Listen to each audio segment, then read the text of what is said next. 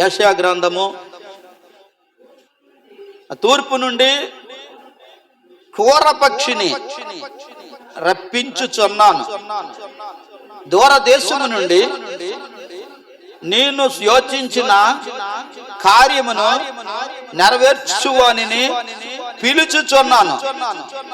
నేను చెప్పి ఉన్నాను, దానిని నెరవేర్చెదను, ఉద్దేశించి ఉన్నాను, సఫలపరిచెదను. మహిమగల తండ్రి, నీకు వందనాలు. యుద్ధాలు, భయంకరమైన సమస్యలు దేశం మీదకి వస్తూ ఉన్నాయి. ఈ పరిస్థితి అంతా నువ్వు చూస్తూ ఉన్నావు. ఇదంతా బైబిల్ గ్రంథములో నువ్వెప్పుడో రాపించావు. పరిశుద్ధాత్మ అభిషేకం పొందినటువంటి వారు ఈ బైబిల్లో నాయనా క్షణముగా ఏ దినానికి ఏం రావాలో, ఏది జరగాలో బైబిలే ఆధారం. తండ్రి నైనా బైబిలు టుమారో పేపర్ వంటిది. బైబిల్ చాలా విలువైనది నైనా. బైబిల్ చాలా ఆధారమైనది అయ్యా. నీ వాక్యమే మా జీవితాలకు ఎంతో విలువనిచ్చేది, శక్తినిచ్చేది, బలమునిచ్చేది నాయనా. ఈ వాక్యాన్ని బట్టి కొన్ని విషయాలు మాట్లాడడానికి శక్తిని, బలాన్ని నీ దాసుని నాకు దయచేయండి. నా బిడ్డలకు కూడా అర్థమయ్యేటట్లు అర్థవంతమైన మాటలు, తెలివి కలిగిన మాటలు, జ్ఞానము కలిగిన మాటలు, వారి జీవితాలని మార్చుకునే మాటలు మాకు దయచేయమని యేసయ్య నామమున ప్రార్థిస్తున్నాం తండ్రి, ఆమేన్.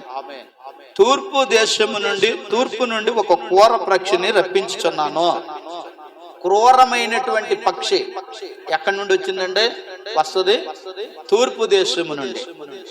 తూర్పు దేశము చాలా సందర్భాల్లో బైబిల్లో తూర్పు దేశము నుంచి చాలా సందర్భాలు ఉన్నాయి.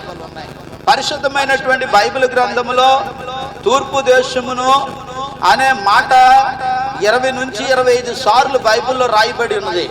తూర్పు దేశం అనే బైబిల్లో 15 నుంచి 20 సార్లు తూర్పు దేశం అనే మాట రాయబడి ఉన్నది. అయితే ఇప్పుడు తూర్పు దేశము నుండి క్రూరమైన పక్షి. ఇప్పుడు ఇరాన్ దేశము తూర్పు దేశమున తూర్పు భాగమున ఉన్నది. ఈ తూర్పు దేశము నుండి, ఈ తూర్పు నుంచి ఇరాన్ దేశములో నుండి ఒక క్రూరమైనటువంటి పక్షి వస్తుందని దేవుడు చెప్పి ఉన్నాడు. ఆ క్రూరమైన పక్షి ఆనాటి దినాల్లో కూడా వచ్చింది కోరేసు ఏలుబడి కాలంలో. కోరేసు తూర్పు దేశపు బబులోను నుంచి పరిపాలన చేసినటువంటి బబులోను. ఈ బబులోను దేశం నుంచి ఒక క్రూరమైన పక్షి కోరేసు ద్వారా దేవుడు గొప్ప కార్యాలు ఆనాటి దినాల్లో జరిగించాడు. మునుపటి దినాల్లో ఈ రోజుల్లో కూడా మళ్ళీ తిరిగి అదే పరిస్థితి రాబోతోంది. మనల్ని అన్నారు కదా, ఇంతకు మునుపు కర్రలు పెట్టి పొయ్యి వంట చేసుకొని చక్కగా ఆరోగ్యంగా ఉండోలమే, ఇప్పుడు మళ్ళీ తిరిగి కర్రలు ఏరుకొని వంట చేసుకొని పరిస్థితి వస్తుందని ఎలాగైతే చెప్పారో ఏమండి. మళ్ళీ తిరిగి మనకి ఫస్ట్ ఏ రాజు అయితే బబులోను రాజు కోరేసు పరిపాలించాడో ఆ కోరేసు లాంటి రాజు మళ్ళీ తిరిగి వస్తాడు. అతని ద్వారా పరిపాలన అనేది జరుగుతుంది. అప్పుడు అందరికీ ఉపకారం జరుగుతుంది. మరి ఆ రోజు కోరేసు ప్రభుత్వ కాలంలో కూడా మరి ఆ కోరేసే దేవుని ప్రజల పక్షంగా దేవుని పక్షంగా ఉన్నాడు. దేవుని ప్రజల పక్షంగా ఉన్నాడు. మనం ఈ రోజులో అనుకుంటాం ఇంత యుద్ధం జరుగుతుంది, ఎంత భయంకరంగా జరుగుతుంది. ఇరాన్ దేశంలో ఎంతమంది ఉన్నారండి అమ్మ? స్వరంగంలోను భూమి కింద 10 లక్షల మంది ప్రార్థనా యోధులు ఉన్నారంట. దేవునికి స్తోత్రం. ఇరాన్ దేశంలో 10 లక్షల మంది సీక్రెట్ పీపుల్ క్రిస్టియన్స్ ఉన్నారట. వాళ్ళు ప్రార్థనలు జరుపుకుంటున్నారట. అక్కడికి ఒక ఇద్దరు మిషనరీలు ఆడవారు వెళ్ళారట. అక్కడికి వెళ్ళి ఆ స్వరంగాల్లో ఉండి, ఆ యొక్క భూమి కింద ఆ స్థలాల్లో ఉండి ఆ 10 లక్షల మంది కూడా ప్రార్థనలు జరుగుతూ ఉన్నాడు. దేవునికి స్తోత్రం. ఏమండి, భూమి మీద కానీ జరిగితే ఎవరైనా చూసి ఏం చేస్తారనేసి భయంతో బతుకుతున్నటువంటి ఆ వ్యక్తులు సీక్రెట్ గా దేవుడిని ఆరాధిస్తూ ఉన్నారట. ఇరాన్ దేశంలో ఆ భూమి అండర్ గ్రౌండ్ లో ఉండి 10 లక్షల మంది దేవుడిని ఆరాధిస్తూ ఉన్నారట. కాబట్టి ఆరాధిస్తున్నటువంటి ప్రజలు ఏమండి, దేవుడు ఊరుకుంటాడా? ప్రార్థన చేసే ప్రజలు ఉంటే దేవుడు ఏం చేస్తాడు? కార్యాలు చేస్తాడు. కాబట్టి ఇప్పుడు ఈ క్రూర పక్షి ఎక్కడి నుండి వస్తుంది అన్నాడు? తూర్పు నుండి క్రూర పక్షి రప్పించుచున్నాను.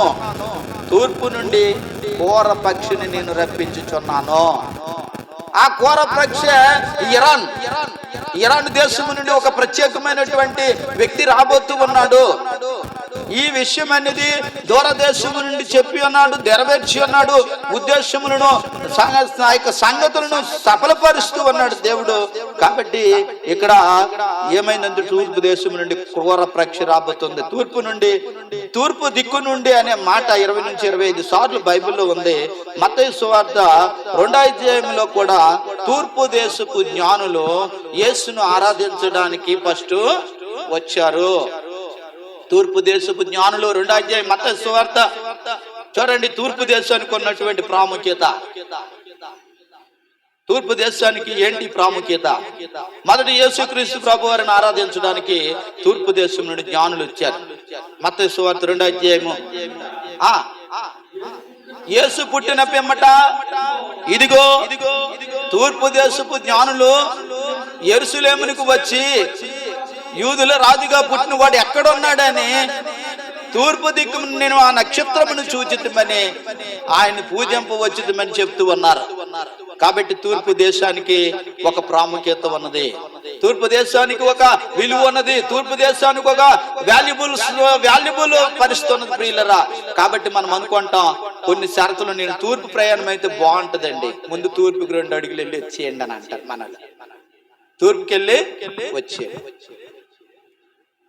కొంతమంది పడమటి ప్రయాణానికి ఇష్టపడరు, కొంతమంది ఈశాన్యం నుంచి వెళ్ళడానికి ఇష్టపడరు. ఈస్ట్ వెస్ట్ అండి, ఈస్ట్ వెస్ట్ ఇంకా నార్త్ సౌత్. కాబట్టి 4 దిక్కులు ఉన్నాయి. 4 దిక్కుల్లో ఏది ఇష్టపడే దిక్కమ్మా మీకు? మనం అందరమే ద్వారాలు పెట్టినప్పుడు తూర్పుకి పెడితే బాగుంటదని చాలా మంది ద్వారాలు సెంటిమెంట్ తూర్పుకి పెడతారు. ఎందుకంటే ఆ లెగ్సిన వెంటనే సూర్య దర్శనం అవ్వాలి, సూర్యుని చూడాలని. ఇది అంతా సెంటిమెంట్ తో కూడుకున్నది. కాబట్టి బైబిల్ గ్రంథంలో కూడా తూర్పు దేశము నుండి ఒక క్రూర పక్షి వచ్చును. క్రూర పక్షి అంటే గద్దట. దేవునికి స్తోత్రం. గద్ద చాలా స్పీడ్ గా ఎగురుతుంది, అది చాలా ఉద్యమంతో ఉంటది. అది ఆ రోజుల్లో తూర్పు దేశంలో గొర్రెలు కాసుకుంటుంటే ఆ గొర్రెలు కాసుకుంటున్నటువంటి ఆ మందలోనికి వచ్చి ఆ గద్ద గొర్రె పిల్లలను అమాంతంగా ఎత్తుకొని వెళ్ళిపోయాడు. దేవునికి స్తోత్రం. అంత స్పీడ్ గా ఉంటది గద్ద. ఆ రోజుల్లో ఆ తూర్పు దేశం గొర్రెలు కాసుకుంటుంటే గొర్రెల మందల్లో ఉన్నటువంటి అప్పటికప్పుడు ఈనటువంటి ఆ గొర్రె పిల్లల్ని ఏం చేసిందట, అమాంతంగా పట్టుకొని గద్ద ఆకాశానికి తీసుకొని వెళ్ళిపోయేదట. అంటే అంత భయంకరమైనటువంటి క్రూర పక్షి అది. పక్షులన్నిటికంటే ఘోరమైన పక్షి గద్ద. కాబట్టి తూర్పు దేశంలో ఉన్నటువంటి భయంకరమైనటువంటి పక్షి. కాబట్టి ఈ పక్షి చాలా భయంకరమైనది. ఆ క్రూర పక్షిగా ఉన్నటువంటి వ్యక్తులు చాలా మంది ఉన్నారు. ఇజ్రాయెల్లో ఉన్నటువంటి ఇద్దరిని క్రూరంగా ప్రవర్తించేవారటాలో వాళ్ళని ఇరాన్ వాళ్ళు మొన్న ఏం చేశారండి, చంపేశారు. క్రూరంగా ప్రవర్తించి మూర్ఖులాటాలు ఇద్దరు ఇజ్రాయెల్. ఆ ఇద్దరి మీద మిసైల్స్ పంపించి వాళ్ళిద్దరిని కూడా పేల్చి చంపేశారంట. క్రూరమైనటువంటి పరిస్థితిలో ఉన్నటువంటి. కాబట్టి ఘోరమైన పక్షి తూర్పు దేశం నుండి వస్తుంది. అది కూడా యుద్ధం జరుగుతున్నప్పుడు తూర్పు దేశం నుండి వస్తుంది. నేను అన్నాను కదా, ఆదివారం వాక్యంలో చెప్పాను.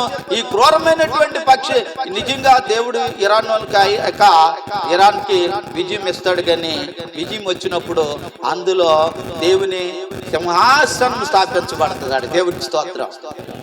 ఇరాన్ లో ఎక్కడమ్మా? ఇరాన్ లో దేవుని సింహాసనము స్థాపించబడుతుంది. కాబట్టి ఇక్కడ తూర్పు దేశంలో ఉన్నటువంటి ఈ విషయాలను చూస్తే తూర్పు దేశం గురించి యెషయా గ్రంథము 41వ అధ్యాయం 2వ వచనంలో కూడా అక్కడ ఒక చక్కని మాట ఉంది తూర్పు దేశం గురించి. 41:2 వచనం.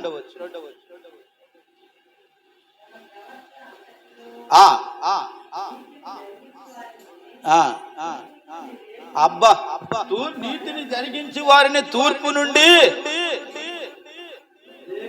లేపి పిలిచిన వాడెవడు? తూర్పు నుండి దేవుడు వారిని పిలుస్తాడట, లేపుతాడట. లేపిన వాడెవడు? ఇదిగో తూర్పు దేశం నుంచి ఒక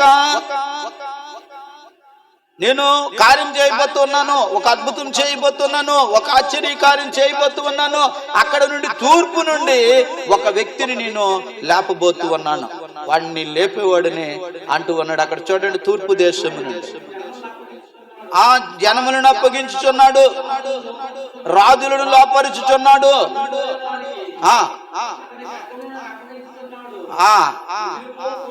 ఎగురుపో పొట్టు వల్ల అతని ఇంటికి వారిని అప్పగించుచున్నాడు, అతడు వారిని తరుముచున్నాడు. దేవునికి స్తోత్రం. తూర్పు నుండి ఇప్పుడు మనకు కావలసిన వచ్చిన తూర్పు అనే మాట అనేది మనకు కావాలి అక్కడ. ఎందుకంటే తూర్పు నుంచి, కాబట్టి తూర్పు ప్రాంతము నుంచి, తూర్పు దేశము నుంచి అక్కడ ఉన్నటువంటి తన ప్రవర్తన అంతటిలో నీతిని జరిగించే వారిని తూర్పు నుండి రేపి పిలిచిన వాడెవడు, ఆయన అతను జనములకు అప్పగించున్నాడు. ఇక్కడ చూస్తే తూర్పు దేశపు జ్ఞానులు మొదట దేవుని ఆరాధించడానికి వచ్చారు. అక్కడ దేవుడు యెషయా గ్రంథంలో ప్రవచనం పలుకుతున్నాడు, తూర్పు నుండి ఒక వ్యక్తిని నేను తీసుకొస్తాను. దేవునికి స్తోత్రం. తూర్పు నుండి ఒక వ్యక్తిని నేను తీసుకొస్తాను. ఇంకా రెండో విషయం చూస్తే మత్తయి సువార్త 24:7 తూర్పు దిక్కు నుండి దేవుని రాకడ వస్తుందట. తూర్పు దిక్కు నుండి దేవుని రాకడ. మీకు అందరికీ ఇది కొద్దిగా బోర్ కొట్టినట్టు ఉండొచ్చు, కానీ ఈ సబ్జెక్ట్ చాలా విలువైనదండి. ఈ మనం చూసుకోవడానికి చాలా, ఈ సంఘటన అనేది ప్రవచన వాక్యాలు, ప్రవచనమైనటువంటి దేవుని మాటలు. ఆ మెరుపు తూర్పును పుట్టి పడమటి వరకు ఎలాగ కనబడునో అలాగే మనుష్య కుమారుడు రాకడ కూడా ఉంటది. తూర్పు నుంచి దేవుని రాకడ. ఆ ప్రకటన గ్రంథం 7:2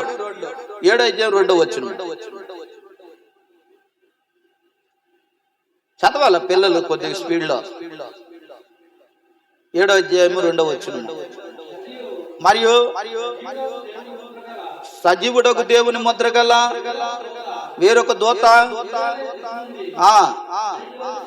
పైకి వచ్చుట చూచితిని.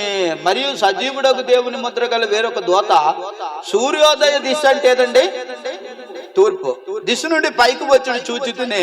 భూమికి సముద్రమునకు హాని కలుగు చేయుటకై అధికారము పొందిన 4 దూతలతో, ఆ దూత మేము మా దేవుని దాసులను వారిని ఒసలయందు ముద్రించి వారికి భూమికైనను సముద్రముకైనను చెట్లకైనను హాని చేయవద్దని బిగ్గరగా చెబుతున్నది. సముద్రము ఇప్పుడు కల్మషం అయిపోతుంది. సముద్రము ఏమైపోతుందమ్మా ఇప్పుడు? యుద్ధం వల్ల సముద్రాలు, నదులు, కాలువలు, భయంకరమైనటువంటి కొండలు, భయంకరమైనటువంటి ఇల్లు, చాలా భయంకరంగా ఏమండి, పెద్ద పెద్ద కంపెనీలు, చాలా భయంకరమైనటువంటి పరిస్థితుల్లో ఏమైపోతుంది, మాడి మెస్ అయిపోతున్నాయి. దేవునికి స్తోత్రం. కాబట్టి అక్కడ చెప్తూ ఉన్నాడు, సూర్యుడిని అస్తమించిన స్థానములో నుండి నేను, సూర్యోదయం కలిగిన స్థానములో నుండి నేను ఏం చేస్తాను? మరియు సజీవుడకు దేవుని ముద్ర గల వేరొక దూత సూర్యోదయ దిశ నుండి పైకి వచ్చుట నేను చూచి తిని. కాబట్టి దేవుణ్ణి ఆరాధించడానికి జ్ఞానులు తూర్పు దేశం నుండి వచ్చారు. ఏమండి, దేవుని రాకడ తూర్పు నుండి రాబోతుంది. తూర్పు దేశం నుండి ఒక వ్యక్తిని నేను నిలబెడతాను. తూర్పు దిక్కు నుండి ఏమైంది, సూర్యోదయ దిశ నుండి నేను ఒక వ్యక్తిని లేపుతాను. ఆదికాండం 11:2 ఆనాడు ఐగుప్తు దేశంలో మెడతలని దేవుడు తూర్పు దిక్కు నుండి లేపాడు. మెడతలు జనాలు నాశనం చేయడానికి. ఆదికాండం 11:2 11:2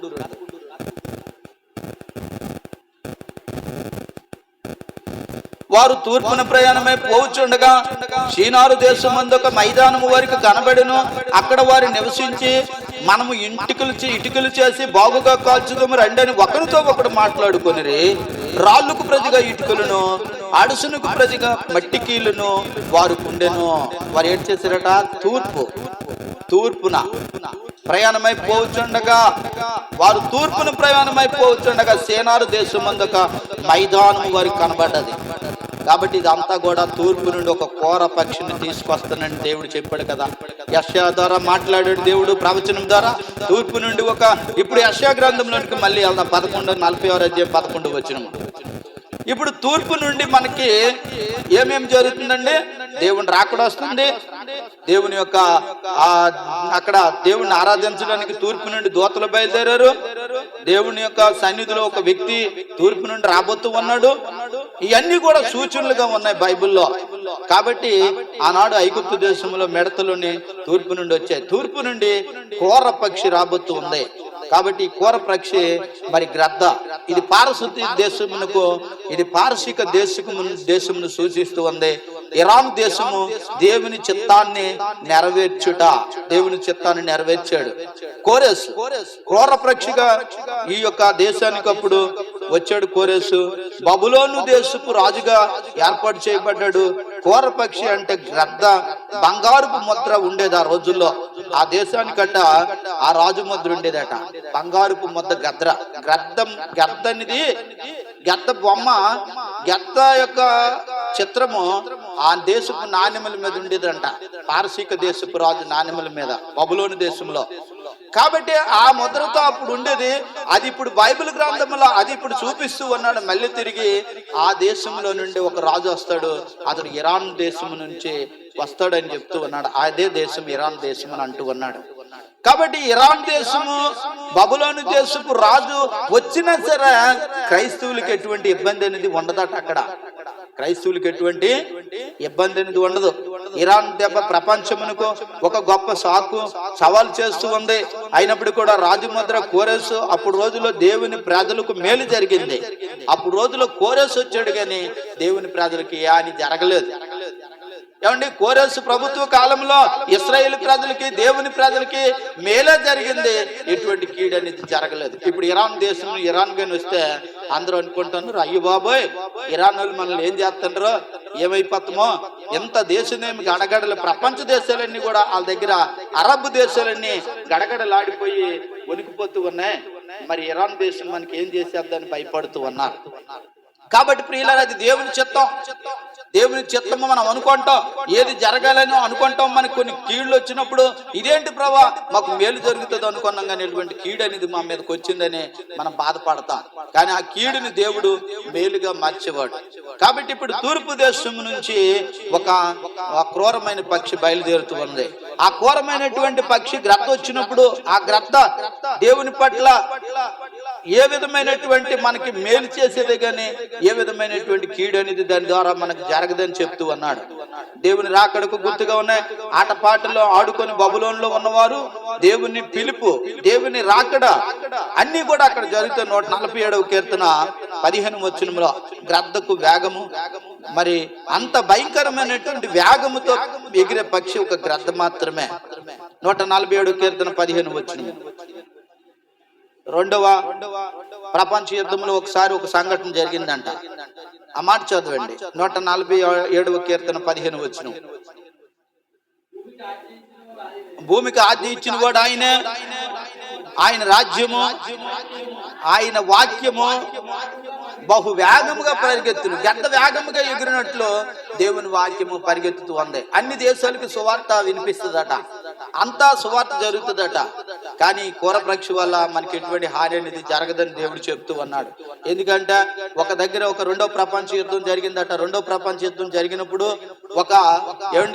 రెండు కుటుంబాలు చాలా సన్నిహితంగా స్నేహంగా ఉండేయంట. ఉన్నప్పుడు ఒక కుటుంబం యుద్ధంలో చనిపోయిందట. ఒక కుటుంబం అనేది ఒక గుహలో, కొండ గుహలోనికి వెళ్ళి దాక్కున్నారంట. దాక్కున్నప్పుడు కొంతమంది శత్రు సైన్యం వచ్చింది. వీళ్ళు భయపడి ప్రార్థన చేసుకుంటూ ఉన్నారు, వీళ్ళు దేవుని ప్రజలు కాబట్టి వీళ్ళు బలంగా ప్రార్థన చేసుకుంటున్నారు. అయ్యో పోతే మా ప్రాణాలు పోతే బ్రతికితే మేము బ్రతుకుతామని ఒక కొండ గుహలో ఉండి వారు ప్రార్థన చేసుకుంటూ ఉన్నారు. ఒక క్రైస్తవ కుటుంబం రెండో ప్రపంచ యుద్ధంలో అందరూ చనిపోయారు, కానీ వారు మాత్రమే మిగిలిపోయారట. ఆ మిగిలిపోయిన కుటుంబ సభ్యులు వెళ్ళి ఆ యొక్క గుహలో ప్రార్థన చేసుకుంటుంటే ఆ యొక్క గృహ ద్వారం దగ్గర చిన్న ద్వారం లాడుతుంది, ద్వారం లాంటిది. ఆ ద్వారం కట్టి ఏం చేసిందట, సాలిపురుగు అనేది వచ్చి దానికి గూడు కట్టడం ప్రారంభించిందంట. వీళ్ళు ప్రార్థన లోపల చేసుకుంటూ ఉంటే వీళ్ళు తలదోసుకోవడానికి, ప్రాణాలు దక్కించుకోవడానికి ఒక గుహలో దాక్కుంటే ఆ లోపల ప్రార్థన చేసుకుంటే వీళ్ళకి ఒక రక్షణ కావచ్చుంది. ఎవరు వచ్చారంటే సాలిపురుగు వచ్చి, సాలీడు వచ్చి అది అల్లుతూ ఉందట దాని తాలూకా నేత. గూడు కట్టుకుంటుందట. ఆ గూడు కట్టుకుంటుంటే శత్రు సైన్యం అంతా కూడా గూడు దగ్గరికి వచ్చారు. శత్రువులు బాంబులు పట్టుకొని ఆ యొక్క తుపాకీలు పట్టుకొని వచ్చారు. వాళ్ళు కాల్చి చంపేద్దామని వారి దగ్గరికి వచ్చినప్పటికీ వీళ్ళు లోపల ప్రార్థన చేసుకుంటూ ఉన్నారు. కానీ సొరంగంలో చాలా దూరంలో ప్రార్థన చేసుకుంటూ ఉన్నారు. ఆ సాలీడు గూడి దగ్గరికి వెళ్ళి వీళ్ళు అనుకున్నారు అటు శత్రువులు, అయ్యి బాబాయ్ ఇది ఎప్పుడు నుండో కట్టి ఉంది కాబట్టి సాలిపూరి కానీ ఈ రోజు ఈ గూడు కట్టదు, ఇలాగ అల్లదు, ఎన్నో రోజులు బట్టి ఇది నివాసం చేసుకొని ఈ గూడిలో ఉంది కాబట్టి దీన్ని చూసి మనము పట్టకూడదని ఆ పక్కదారి నుండి వెళ్ళిపోయాడు. కానీ శత్రువులు వాళ్ళకి ఏమి చేయలేకపోయాడు. దేవునికి స్తోత్రం. కొన్ని దినాలు తలదాల్చుకొని చక్కగా ఆకుహాలను తిని పండ్లు పలహారంలు కొండ మీద ఆ గుహలు తిని వాళ్ళు జాగ్రత్తగా ప్రార్థన చేసుకొని హ్యాపీగా బ్రతికి వాళ్ళు బట్ట కట్టి బయటపడ్డారు. దేవుని స్తోత్రం. ఏమ్మా కాబట్టి దేవుడు ఎంత కాపుదలు ఇచ్చాడో దేవుడు నమ్ముకుని వారికి చూడండి. శత్రువుల చేతికి దొరికిపోవలసిన వాడిని చంపబడవలసినటువంటి వారు ప్రాణాలతో కూడా బ్రతికి బయటపడ్డారంటే దేవుడి కృప వారి మీద ఉంది. దేవునికి స్తోత్రం. కాబట్టి ప్రియమైనటువంటి దేవుని బిడ్డలారా, దేవుడు మన విషయంలో కూడా ఆయన ఎంతో కృప చూపించి దేవుడై ఉన్నాడు, మన మీద శ్రద్ధ చూపించే దేవుడై ఉన్నాడు. కాబట్టి మరి దేవుని వాక్యంలో ఆయన ఏంటండి రెండో విషయానికి వస్తే 46:11 దూరదేశము నుండి ఆ మాట చదివి, దూరదేశము నుండి నేను విమోచించిన కార్యమును నేను ఎక్కడ నెరవేరుస్తానని చెప్తూ ఉన్నాడు. దూరదేశము నుండి మొదటి క్రూర పక్షిని నేను రప్పించుచున్నానని చెప్పాడు. రెండో విషయానికి వస్తే ఆయన ఏం చెప్తున్నాడు రెండో విషయంలో, రెండో మాటలో, ఆ దూరదేశము నుండి నేను విమోచించిన కార్యమును నెరవేర్చదును. చూసారా, దూరదేశము నుండి నేను విమోచించిన కార్యమును నేను నెరవేర్చదును, యోచించిన కార్యమును నేను నెరవేర్చదును. అంటే ఇక్కడ యెషయా గ్రంథం 43:6 అక్కడ 43:6 కూడా కార్యమును నెరవేర్చదును, నేను ఒక కార్యమును నెరవేర్చదును.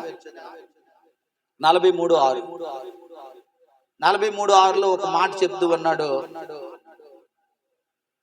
అప్పగింపమని ఉత్తర దిక్కునకు ఆజ్ఞ ఇచ్చేదను, బెగబట్టవద్దని దక్షిణ దిక్కునకు ఆజ్ఞ ఇచ్చేదను, దూరము నుండి నా కుమారులను భూదిగంతము నుండి నా కుమార్తెలను నిన్ను తెప్పించదును.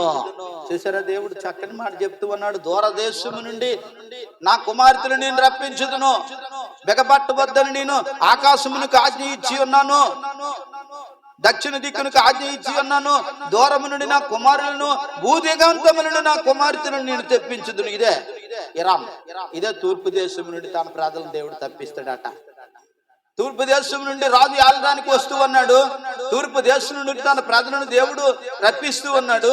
తూర్పు దేశము నుండి నేను విమోచించిన నా కార్యమును నేను నెరవేర్చదును. ఏదైతే నేను అనుకున్నానో అది నేను చేస్తాను, విమోచించే కార్యం నేను చేస్తానని చెప్తూ ఉన్నాడు. తూర్పు నుండి క్రూర పక్షిని నేను రప్పించున్నాను, దూరదేశం నుండి యోచించిన కార్యమును నెరవేర్చి వారిని పిలుచుచున్నాను, వారిని నేను పిలుచుచున్నాను. ఎక్కడికి పిలుస్తున్నాడు దేవుడు? తూర్పు దేశము నుండి మన మధ్యలోనికి ఆయన తన ప్రజలను పిలుస్తూ ఉన్నాడు. ఇంకా చూసినట్లయితే యెషయా గ్రంథం 55:8 నుంచి, యెషయా గ్రంథం 55:8 నుంచి ఆయన ఒక మాట చెప్తూ ఉన్నాడు. యెషయా 55:8 త్వరగా చదువుదాం. అది దేవుడు అంటున్నాడు, నా తలంపులు మీ తలంపులు వంటివి కావు, మీ త్రావులు నా త్రావులు వంటివి కావు, ఇదే యెహోవా వాక్కు. చూసారా, మీరు అనుకుంటున్నారు ఏం జరిగిపోద్దా, అది జరిగిపోద్దా, ఇది జరిగిపోద్దా అని భయపడుతూ ఉన్నారు. కానీ మీ తలంపులు నా తలంపులు వంటివి కావు, మీ యొక్క ఉద్దేశాలు నా ఉద్దేశాలు వంటివి కావు. నేను ఒకటి తలంచాను, నేను అది చేస్తాను. ఎక్కడి నుండి తెప్పిస్తాను? దక్షిణ దిక్కుని బెగబట్టవద్దని నేను చెప్పి ఉన్నాను, అక్కడి నుండి నా ప్రజలు నేను రప్పిస్తాను. తూర్పు నుండి ఒక క్రూరమైన పక్షి రాబోతుంది, అది మీకు ఏలుబడి చేస్తూ ఉంది. ఇంకా రెండో విషయానికి వస్తే, రెండోది ఏం చెప్పాడమ్మా? విమోచించేటటువంటి ఆయన. రెండోది, దూరదేశము నుండి నేను విమోచించిన కార్యమును నేను నెరవేరుస్తాను. విమోచించిన కార్యమును దేవుడు నెరవేరుస్తాడట. మూడో విషయానికి వస్తే అందులో ఉంది, నేను పిలుచుచున్నాను, నేను చెప్పి ఉన్నాను, దానిని నెరవేర్చెదను. నేను చెప్పి ఉన్నాను, నేను అది నెరవేర్చెదను. ఉద్దేశములో నేను చెప్పి ఉన్నాను, దానిని నేను నెరవేర్చెదను. సంఖ్యాకాండము 23:19 23:19 సంఖ్యాకాండం 23:19. 23. దేవుడు అబద్ధమానుడు ఆయన మానవుడు కాడు, పశ్చాత్తాపపడుట ఆయన నరపుత్రుడు కాడు. ఆయన చెప్పి చేయకుండా, ఆయన మాట ఇచ్చి స్థాపించకుండా దేవుడు మాట ఇచ్చాడు. ఏటని మాట ఇచ్చాడని నేను నెరవేరుస్తానని చెప్పాడు. నేను చెప్పి ఉన్నాను, దానిని నేను నెరవేరుస్తాను. అభయం ఇచ్చాను, అభయాన్ని నేను ఖచ్చితంగా నెరవేరుస్తానని చెప్తున్నాడు. యెహెజ్కేలు గ్రంథంలో కూడా 12:25 కూడా ఆయన చెప్తున్నాడు. యెహెజ్కేలు 12:25. యెహెజ్కేలు గ్రంథము 12:25. 12:25.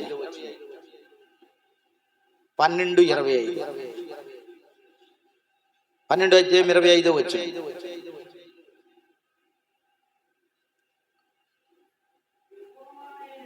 యెహోవానైన నేను మాట ఇచ్చి ఉన్నాను, నేను ఇచ్చిన మాట ఇక ఆలస్యం లేక జరుగును. తిరుగుబాటు చేయవరులరా, మీ దినములలో నేను మాట ఇచ్చి దాన్ని నెరవేర్చదును. ఇదే ప్రభువు యెహోవాకు. త్వరగా జరుగుతుందట. యుద్ధం అనేది త్వరగా జరుగుతుంది, ఆగదు. ఇది త్వరగా జరగని. దేవుడు యుద్ధాన్ని ఆపడం లేదు, ఇది త్వరగా జరగనిస్తున్నాడు. కాబట్టి మొదటిది ఏంటన్నాడు? తూర్పు దేశం నుండి క్రూర పక్షిని మీ మధ్యలోనికి రప్పిస్తూ ఉన్నాను. రెండోది చూస్తాం. రెండోది ఏంటట? నేను సఫలపరచుదును, నేను విమోచించుదును. రెండో విషయానికి వస్తే అందులోనే ఆ ఒక్క మాటలోనే 5 విషయాలు ఉన్నాయండి. 46వ యెషయా గ్రంథం 11 దూర దేశం నుండి నేను విమోచించి నా కార్యమును నేను నెరవేర్చదును. కార్యమును జరిగించుతాడు దేవుడు. క్రూర పక్షిని రప్పిస్తాడు. మూడో విషయానికి వస్తే, మూడోది ఏం చేస్తాడట? మూడో విషయానికి వస్తే, నేను చెప్పి ఉన్నాను దానిని నెరవేర్చదును. చెప్పి ఉన్నాను దీనిని నెరవేర్చదును. ఇంకా ఉద్దేశించి ఉన్నాను అంతే. ఉద్దేశించి ఉన్నాడు. చూడండి దేవుని వాక్యం 29వ యిర్మీయా గ్రంథం 11 నా ఉద్దేశంలో దేవుడు ఉద్దేశించి ఉన్నాడు. ఏంటి ఉద్దేశించి ఉన్నాడు? సంపూర్ణ శక్తిని సాదృశ్యము కలిగి ఉన్నాడు. శక్తి చేత కాదు, బలము చేత కాదు, నా ఆత్మ చేత నేను కార్యములు జరిగించదు. కోరేసి ఇశ్రాయేలుకు విడుదల కొరకు ఏర్పాటు చేయబడినటువంటి వ్యక్తి. 29:11 యిర్మీయా 29:11. నేను నిన్ను గూర్చి ఉద్దేశించిన సంగతులు నేను ఎరుగుదును. రాబో కాలమందు నీకు నిరీక్షణ కలుగునట్లు అవి సమాధానకరమైన హానికరమైనవి కావు. ఇదే యెహోవా వాక్కు. కాబట్టి ఉద్దేశించిన సంగతులు, మీ గురించి నేను ఏ సంగతులను ఉద్దేశించానో అవి మేలుకరమైనవి గాని హానికరమైనవి ఏమాత్రమో కావు. కాబట్టి మొదటిది, మీ ప్రాంతానికి, మీ దేశానికి, మీ మధ్యలోనికి ఒక క్రూర పక్షిని నేను రప్పించాడు. దూరదేశము నుండి యోచించిన కార్యమును నేను నెరవేర్చదును. దూరదేశము నుండి నా వారిని నేను పిలుస్తాను. దేవునికి స్తోత్రం. ఇంకా మూడోది ఏం చెప్పడమా? నేను చెప్పి ఉన్నాను దాన్ని నెరవేరుస్తాను. నాలుగోది, ఉద్దేశించి ఉన్నాను అది నేను క్రియ దాల్చుతాను. యోబు గ్రంథము 42:2 యోబు గ్రంథం 42:2 కూడా దేవుడు ఉద్దేశించాడట. ఏంట ఉద్దేశాలు యోబు చెప్తూ అన్నాడు. నీవు సమస్త క్రియలను చేయగలవని, నీవు ఉద్దేశించినది ఏదియో నిష్ఫలము కానేరదనియో నేను ఇప్పుడు తెలుసుకొని ఉన్నాను. నీవేదైతే ఉద్దేశించావో అది నాకు తెలుసు అంటూ అన్నాడు. దేవునికి స్తోత్రం. ఉద్దేశించిన సంగతులు ఈ ఒక్క మాటను పట్టుకొని వెళ్తే 5 విషయాలు మనకు అక్కడ దొరికే. 5 విషయాలు కూడా చాలా ప్రాముఖ్యమైనవి. అది ఈ రోజుల్లో జరుగుతున్నటువంటి సన్నివేశానికి సాదృశ్యంగా ఉన్నాయి. ఎందుకంటే మరి యుద్ధాలు జరుగుతూ ఉన్నాయి. ఇరాన్ దేశము ఒక వైపు దూసుకొలిపోతుంది. తూర్పు నుండి క్రూర పక్షిని నేను రప్పించుచున్నాను. దూరదేశము నుండి నేను యోచించిన కార్యము నెరవేర్చదును. నేను వారిని పిలిచి ఉన్నాను, నేను చెప్పి ఉన్నాను దాన్ని నెరవేర్చదును, ఉద్దేశించున్నాను అంటూ ఉన్నాడు. చివరిది సఫలము. దేవునికి స్తోత్రం. నేను సఫలపరిచెదను. దేవుని సంపూర్ణ శక్తి అప్పగించి నేను దానిని సఫలపరిచెదను. యెషయా గ్రంథము 55:11 సఫలపరిచెదను. యెషయా గ్రంథం 55:11 యెషయా గ్రంథము 55:11 చదువుతాం. ఆ నిష్ఫలముగా నా యొద్దకు మరలక అది నాకు అనుకూలమైనదని నెరవేర్చును. నేను పంపిన కార్యమును సఫలము చేయును. నేను ఎవరినైతే పంపించానో వారి కార్యం సఫలం చేయడానికి రాబోతూ ఉన్నాను. ఆ కార్యం జరుగుతూ ఉంది, అది మీకు మేలు జరుగుతుంది, అది సఫలం జరుగుతుంది, అది విజయం జరుగుతుంది, అది సంతోషాన్ని ఇవ్వబోతుంది. సామెతల గ్రంథం 16:3 సామెతలు 16:3 సామెతల గ్రంథము 16:3 అది సామెతల గ్రంథము 16 నీ పనుల భారం యెహోవా మీద ముంచుము, అప్పుడు నీ ఉద్దేశములను సఫలపరచును. నీకు సఫలం కాబోతుంది. నీ పని, నీ యొక్క పంట, నీ పాడి, నీ వ్యాపారము అదంతా సఫలం కాబోతుంది. నువ్వు చేసేదంతా మేలుకరంగా ఉండబోతుంది. నెహెమ్యా గ్రంథం 2:20 చివరగా నెహెమ్యా గ్రంథము 2:20 నెహెమ్యా గ్రంథము 2:20 పరిస్థితులు ఎలా ఉన్నా దేవుడు సఫలం చేసేవాడు. చరిత్రను మరలా ప్రారంభించబోతూ ఉన్నాడు. గొప్ప సహాయము నీకు దొరుకుతూ ఉంది. తొలి పిల్లలు మొదలుకొని ఆఖరి వృద్ధాప్యంలో ఉన్నటువంటి వారి కొరకు దేవుడు ఒక గొప్ప కార్యం చేయబోతూ ఉన్నాడు. ఏమండి, మొదట్లో ఉన్న పిల్లలను మొదలుకొని చివరిలో ఉన్నటువంటి వృద్ధుల వరకు ఆయన ఒక గొప్ప కార్యం చేయబోతూ ఉన్నాడు. చదివారా? ఏమండి, ఆఖరి 2వ అధ్యాయం 20 వచనంలో నెహెమ్యా గ్రంథం 2:20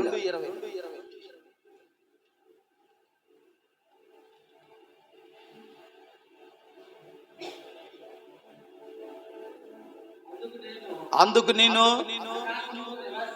ఆకాశమందు నివాసి దేవుడు తానే మా యత్నములను సఫలము చేసిన కనుక ఆయన దాసులమైన మేము ఏంటండి పట్టుటకు మేము పూనుకొనుచున్నాము. కాబట్టి మా ప్రయత్నం ఆయన సఫలము చేసేవాడు, మా ఆలోచనలు సఫలము చేసేవాడు, మా పాడి పంటను దీవించేవాడు, మా జీవితాల్లో గొప్ప అద్భుతములు చేయబోవాడు. కాబట్టి అటువంటి గొప్ప కృప దేవుడు తొలి పిల్లలు మొదలుకొని మధ్యలో ఉన్నటువంటి చివరిలో ఉన్నటువంటి వృద్ధుల వరకు దేవుడు గొప్ప కార్యములు చేయబోతూ ఉన్నాడు. కాబట్టి ఒక క్రూర పక్షిని మన మధ్యలోనికి పంపించబోతూ ఉన్నాడు. ఆ క్రూర పక్షి గ్రద్ద. ఏ గ్రద్ద వచ్చినా, ఏ భయంకరమైన సింహం వచ్చినా, ఏ పులి వచ్చినా ఏది కూడా మనల్ని హాని చేయబోదు.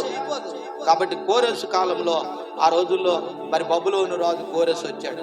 కోరెసుని దేవుడు ఏర్పాటు చేసుకున్నాడు. కోరెసు ద్వారా దేవుని ప్రజలకు న్యాయం చేశాడు, మేలు చేశాడు. దేవుని బిడ్డలారా, అలాగా రెండోది ఏంటమ్మా, రెండో విషయానికి వస్తే ఆయన దూరదేశము నుండి నేను విమోచించిన కార్యం చేయబోతూ ఉన్నాను. మూడో విషయానికి వస్తే ఆయన మన పట్ల ఏం చేయబోతున్నాడట? నేను చెప్పి ఉన్నాను, దానిని నేను నెరవేర్చి ఉన్నాను. నేను చెప్పి ఉన్నాను, నేను నెరవేర్చబోతూ ఉన్నాను. నాలుగోది ఉద్దేశములను సఫలపరిచే దేవుడు. ఐదోది మన ఉద్దేశాలను నెరవేర్చే దేవుడు. ఐదోది మన ఉద్దేశములను సఫలపరిచే దేవుడు. కాబట్టి ఈ విశ్రాంతి దినాన్ని మనం ఏ ఉద్దేశంతో దేవుని దగ్గరికి వచ్చామో, ఏ భయంతో దేవుని దగ్గరికి వచ్చామో, ఏ బాధతో దేవుని దగ్గరికి వచ్చామో, ఏ వ్యాధితో దేవుని దగ్గరికి వచ్చామో, ఏ సమస్యతో దేవుని దగ్గరికి వచ్చామో, దేవుడు మన ఉద్దేశములన్నీ కూడా సఫలపరచును గాక. దూరదేశం నుండి ఒక క్రూర పక్షిని తెప్పించబోతున్నాను. ఇదిగో నేను ఆ క్రూర పక్షి ద్వారా ఒక కార్యము చేయబోతూ ఉన్నాను. అది క్రూరమైన పక్షి కావచ్చు, అది దేవునికి అనుకూలమైన పక్షిగా మారుతూ ఉన్నాయి. ఇదిగో దూరదేశం నుండి నేను విమోచించినటువంటి నా ప్రజలను నేను పిలుచుకొస్తూ ఉన్నాను. ఇదిగో నా ఉద్దేశమును నేను సఫలపరచబోతూ ఉన్నాను. ప్రియమైనటువంటి దేవుని బిడ్డలారా, ఏ విషయంలో నీవు భయపడద్దు, ఏ విషయంలో దిగులు చెందద్దు. చాలా మంది ఆయిల్ లేదు, చాలా మంది గ్యాస్ లేదు, చాలా మంది భయంకరమైన విపత్తులు భూమి మీద ప్రపంచం మీద జరుగుతూ ఉన్నాయి. అయ్యో ప్రభువా, ఏం చేయాలో అర్థం కాని పరిస్థితి, ఏం చేయాలో తెలుసుకోలేని పరిస్థితిలో ఉన్నాం. మన మధ్యలో మరి ఆ మేడం గారి ప్రార్థనలో నడిపిస్తారు, జ్యోతమ్మ గారు.